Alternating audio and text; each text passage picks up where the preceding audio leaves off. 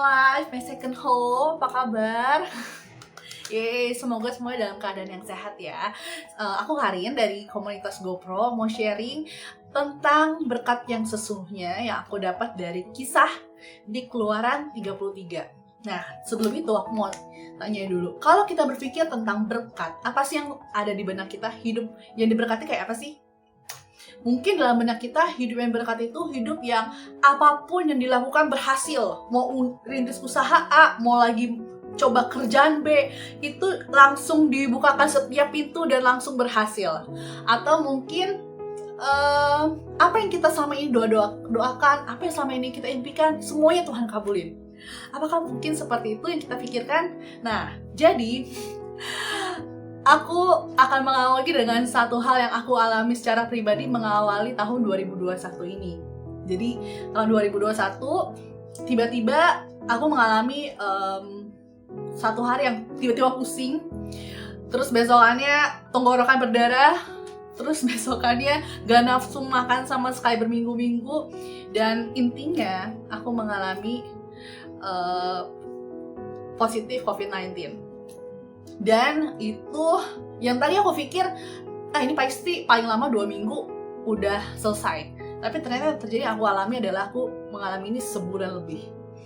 Dan ada momen di satu hari ini ketika kondisi tubuh tidak fit, kondisi mindset juga tidak fit, ditambah dengan aku honestly aku menghitung berapa kerugian yang aku dapatkan, dan itu tambah tidak fit. Jadi aduh gimana nih segala macam. Tapi puji Tuhan hal tersebut, mindset tersebut tidak berlangsung lama. Ketika aku mulai ketika Tuhan mengingatkan sesuatu dalam hatiku gitu. Ketika itu aku langsung merenungkan di Keluaran 33. Jadi ketika itu Musa yang memimpin bangsa Israel keluar dari tanah Mesir. Jadi mau menuju tanah perjanjian, tanah yang berlimpah susu dan madunya, tanah yang selama ini dijanjikan Tuhan. Dan Tuhan di Keluaran 33 itu kalian Bapak Ibu bisa baca. Di situ Musa Tuhan offer untuk bisa masukin tanah perjanjian, apapun yang harus dihalau pasti dikasih kemenangan lah. Tapi Tuhan gak beserta. Karena bangsa Israel waktu itu ceritanya banyak mengeluh dan lain sebagainya. Tapi teman-teman bayangin deh, ketika apa yang selama ini kalian doain, selama ini yang kalian nantikan, Tuhan kasih nih. Tapi Tuhan bilang, ya Tuhan gak beserta lagi. Gitu.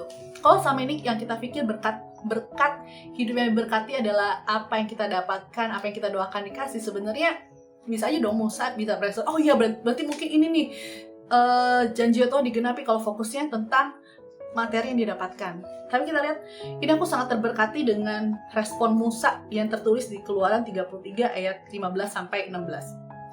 Berkatalah Musa kepadanya, jika engkau sendiri tidak membimbing kami, janganlah suruh kami berangkat dari sini. Dari manakah gerangan akan diketahui bahwa aku telah mendapat kasih karunia di hadapanmu, yakni aku dengan umatmu ini? Bukankah karena engkau berjalan bersama-sama dengan kami,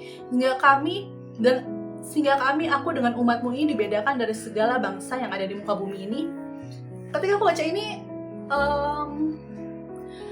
ketika tadi aku mengawali dengan cerita aku berada dalam kondisi fisik yang tidak fit, mindset tidak fit, ditambah dengan menghitung berapa kerugian tidak fit. Tapi ketika aku baca ini, aku ngerti bahwa aku dalam kondisi yang sangat baik, sangat secure. Dan ini sangat memberkati aku banget, karena ketika ini aku mengerti His presence more than His blessing gitu. Kalau kita pikir hidup yang diberkati itu adalah apa yang kita doakan selama ini kita dapetin, hidup yang mulus, ternyata aku melihat lebih dari itu. Berkat yang sesungguhnya adalah His presence gitu. Ketika Tuhan berjalan bersama-sama dengan kita, itu yang membuat aku berpikir dan membuat aku bisa melihat aku dalam kondisi yang sangat baik karena aku tahu Tuhan beserta aku gitu. Sehingga itu aku bisa mengerti kenapa Daud bisa berkata, sekalipun aku berjalan dalam lembah kekelaman, aku tidak takut bahaya, sebab engkau besertaku, gadamu dan tongkatmu itulah yang menghibur aku. Bisa ya, gitu. Daud bisa berkata seperti itu, Musa bisa berkata dan berespon seperti itu.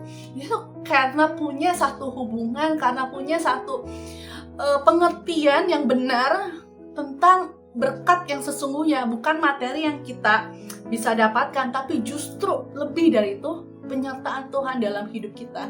Dan itu membuat aku berefleksi selama hidupku ini, gak pernah sekalipun, benar-benar gak pernah sekalipun Tuhan tinggalin gitu. Sekalipun banyak proses yang harus terjadi, sekalipun banyak yang harus ditanggung, tapi aku selalu mendapati bahwa Tuhan turut bekerja dalam segala sesuatu mendatangkan kebaikan gitu. Bahkan setiap detail hidupku yang ketika lagi kena COVID itu, banyak hal yang gak aku pikir, banyak hal yang dibutuhkan, banyak hal yang harus dikerjain, yang banyak hal yang harus dibayar, yang harus ditanggung, tapi aku tahu itu Tuhan yang sediakan, Tuhan yang bayar. Aku sampai ada hal-hal yang harus aku kerjain, aku tahu lah Tuhan, aku nggak perlu khawatir, aku nggak perlu takut, Tuhan yang sediain, Tuhan yang bayarin, Tuhan yang atur semuanya. Itu yang aku percaya sampai aku melewati masa isolasi dan selesai, dan aku bersyukur aku melewati itu dengan hati yang percaya bahwa Tuhan beserta. Aku nggak perlu takut, aku nggak perlu khawatir.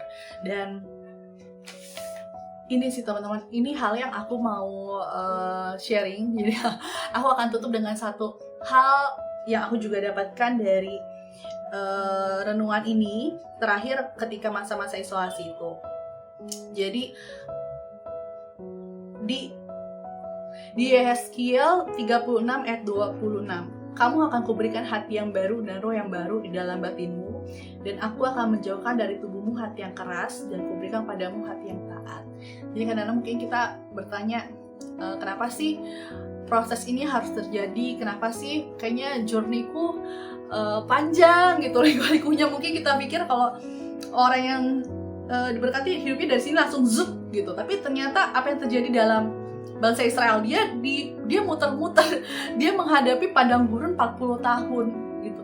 Dan aku percaya gitu, bukan karena Tuhan iseng, bukan karena Tuhan mau bangsa Israel lebih menempuh lebih lama, tapi lebih daripada itu, Tuhan lebih fokus kepada apa yang terjadi dalam hidup kita, dalam hati kita gitu. Dan ketika aku mendapatkan ini, aku juga jadi belajar gitu, apa yang terjadi dalam hidup kita ini ternyata memang Tuhan lagi proses hatiku untuk menjauhkan dari hati yang keras gitu. Karena mungkin kalau misalnya ini nggak terjadi, aku mungkin bisa mengeraskan hati. Kalau ini nggak terjadi, mungkin aku bebal gitu, nggak mau diajar, nggak mau dibesuk. Tapi justru aku bersyukur karena ini terjadi. Aku mengerti bahwa apa yang terjadi dalam hidupku ini semuanya karena kasih karunia, semuanya karena Tuhan beserta. Aku bisa melihat bagaimana Tuhan melihat hidupku gitu.